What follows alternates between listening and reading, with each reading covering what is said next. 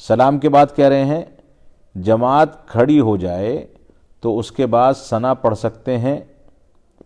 جی اگر امام خاموش ہے، ابھی جماعت کھڑی ہو چکی ہے اور امام تلاوت نہیں کر رہا ہے جہری، تو ایسی صورت میں ثنا پڑھ سکتے ہیں. اور اگر امام جہری تلاوت کر رہا ہے تو اللہ اکبر کہہ کے سورہ فاتحہ پڑھیں گے اور اس کے بعد خاموشی سے اس کی تلاوت کو سنیں گے.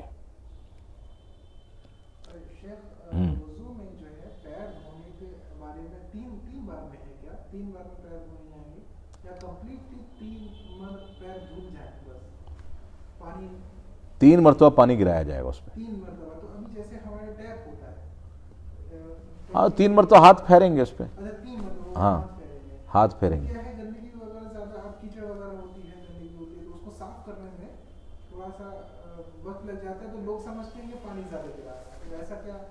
نہیں، پانی کی بچت تو کرنی چاہیے، زیادہ اگر گر رہا ہے تو بچت کرنی چاہیے، لیکن اصل یہ ہے کہ 3 مرتبہ ہاتھ پھیریں گے تو گندگی وغیرہ اپنے آپ صاف ہو جائے گی. پانی وضو بہرحال ٹوٹی سے ڈائریکٹ کرنے میں پانی فضول خرچے زیادہ ہوتا ہے، اس لیے نکال کر کے ہی کرا جائے، وہی بہتر ہے. اگلا سوال ہے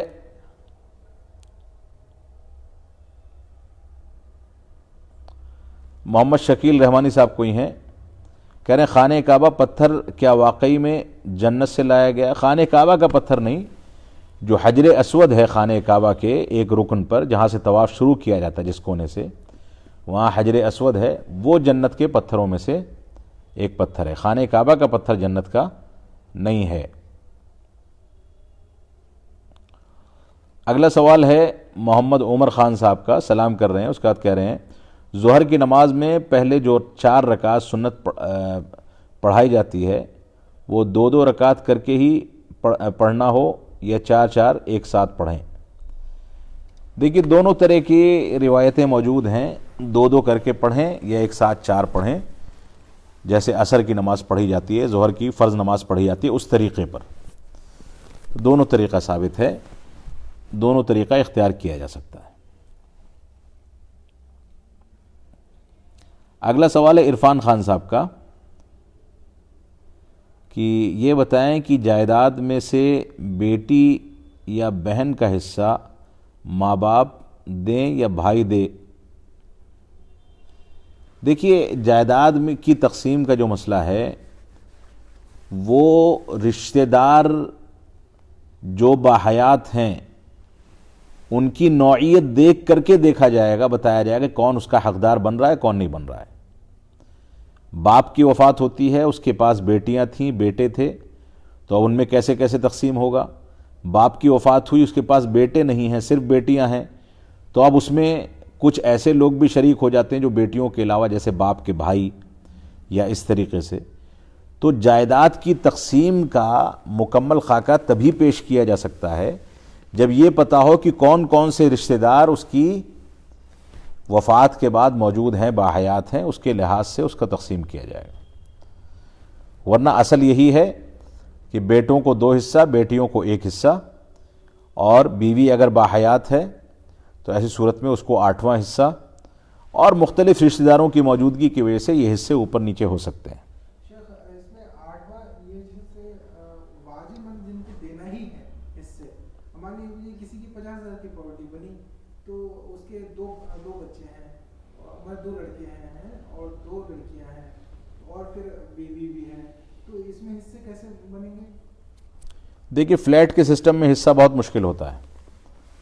اب اس کو یا تو بیچ کر کے جو پیسہ مل رہا ہے اس کو تقسیم کیا جائے، یا آپس میں بیٹھ کر کے معاملہ صاف کر لیا جائے کہ آپ کا حق اتنا بنتا ہے، اتنے فیصد، آپ کا حق اتنا فیصد بنتا ہے. اب اس لحاظ سے ہم اس مکان کو اگر تقسیم کریں تو تقسیم بن نہیں پا رہی ہے، لہٰذا آپس میں کچھ انڈرسٹینڈنگ کر لی جائے کہ آپ 1 کمرہ لے لیں، لڑکا ہے 2 کمرہ لے لے، لڑکی 1 کمرہ لے لے، اس طریقے سے کچھ کرنا ہوگا، ورنہ فلیٹ کے سسٹم میں تقسیم بہت مشکل ہوتی ہے. 8واں حصہ جو آپ نے کہا نا، جیسے کسی کی لڑکیاں ہی لڑکیاں ہیں، صرف کسی شخص کی اور اس کا انتقال ہوگا تو لڑکیاں، آپ نے کہا کہ بھائی بھی آ جاتا ہے، تو مطلب وہ کیسے پھر اس کو ڈیوائڈ کریں گے؟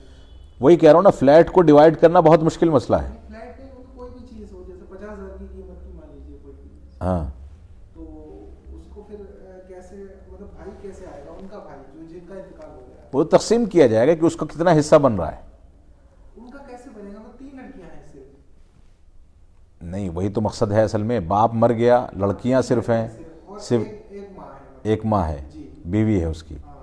تو اب ان کا جو حصہ بن رہا ہے اس کے علاوہ جو لوگ اس میں شریک ہو رہے ہیں, جیسے بھائی شریک ہو جائے گا لڑکے نہ ہونے کی وجہ سے, تو اب ایسی صورت میں اس کا جو حصہ بن رہا ہے سارے رشتہ داروں کو سامنے رکھ کر کے وہ حصے تقسیم کیے جائیں گے کہ 50,000 جو ہے اس کو فرض کر لیجیے 100 شیئرز مان لیا گیا.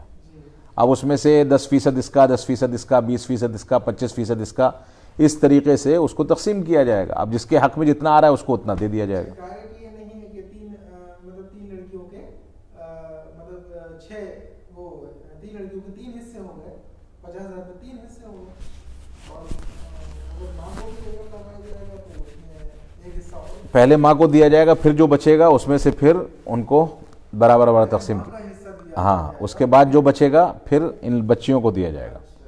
تو یہ تقسیم کا مستقل ایک اس کی لاجک ہے, اس کا ایک مستقل تھیوری ہے. اس کے لحاظ سے رشتہ دار دیکھ کر کے کہ کون کون سے رشتہ دار ہیں پھر اس کو تقسیم کیا جائے گا. اب تقسیم کرنے میں پہلے کس کو دیں گے, اس کے بعد جو بچے گا اس میں سے کون کون شریک ہوگا, پھر کون کون شریک ہوگا, کون محروم ہوگا, کون حقدار ہوگا, یہ ساری کی ساری تفصیل رشتہ داروں کو کے سارے ڈاٹا کو جمع کرنے کے بعد ہوگی, پوری معلومات کرنے کے بعد ہی ہوگی. اگلا سوال ہے